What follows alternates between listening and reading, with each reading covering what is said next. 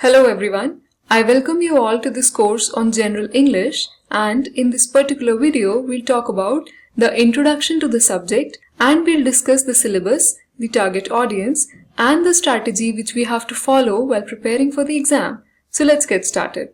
I'd like to ask a very relevant question over here, that most of you come from a technical background. Then why do you need to study language or grammar? Or what is the role of communication skills in your field? So like me, if you also have this question in your mind, then the answer is right here in front of you. Your language is the apparel in which your thoughts parade before the public. So this means your language or your communication skills, these are the tools or these are the ways in which you present your thoughts or you communicate in front of everyone. The better your language is, the better your communication will be.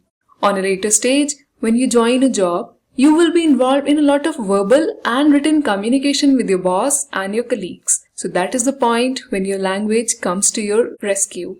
So it is very important that you communicate very effectively and precisely. On that note, we'll start with the video, and in this section, we'll first discuss the target audience over here. We'll talk about all of you who can gain benefit from this course. The first one here is very obvious. Students preparing for the GATE and PSUs exams. So if you are someone who is aspiring to appear for the GATE or any other PSUs exams, please follow the videos and the lectures to clarify all the concepts and enhance your communication and grammar skills. Next one is students preparing to appear for campus recruitment. So if you are in the final year of your college and you wish to appear for any of the campus recruitment drives, then please follow these lectures and try to understand the concepts and the questions which you may be given in your tests. The final one here is a very general audience, which is anyone willing to enhance their soft skills or fluency in language. So if you are someone who is very keen to enhance your fluency or communication skills, you can also watch these videos and gain benefit from them.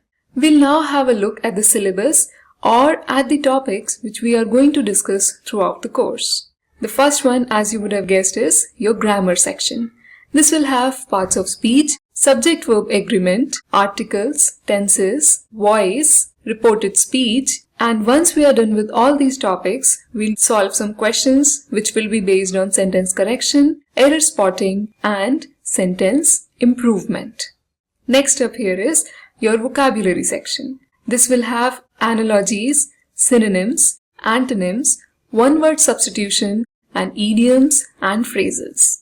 The third one over here is something which is very interesting and which is very logical. You don't have to mug up anything over here. You don't have to learn anything over here. This is purely based upon your reading and comprehension ability. We'll discuss the types of questions and passages, and then we'll solve some questions based on these passages. At the end, we'll also provide you some articles to read for your reading ability.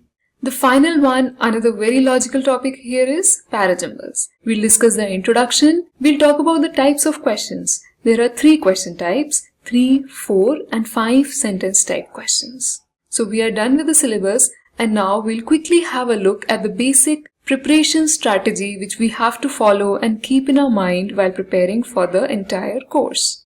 First of all, it's very important that you understand the concepts and then you move on to solve miscellaneous questions specifically based on error spotting. So this means while solving the concepts or while studying the topics, I'll provide you some questions after every topic. This will help you to clarify the questions topic-wise. And once we are done with all these topics, it's your job to prepare on your own. So while you are doing your self-study, you are supposed to solve miscellaneous questions. This will be like a mixed bag of questions which will give you an insight into the types of questions that might be asked in your exam. Next up here is read from heterogeneous sources and read actively, not passively, and try to comprehend the meaning of the text. This is something really important. What happens is, many a time, if we read a text or an article, we suddenly realize that although we have read a major portion of it, but we don't understand anything. So this happens because we were reading passively. Our eyes were moving, but our mind was somewhere else. So this is very important for all of you to pay attention while you're reading and read actively. To help with this problem, what you can do is you can start reading with shorter texts, or you can read from shorter passages or articles. Last but definitely not the least, please immediately drop the habit of following your sound instincts. When in doubt, refer to a standard dictionary or a textbook. Most of us make this habit.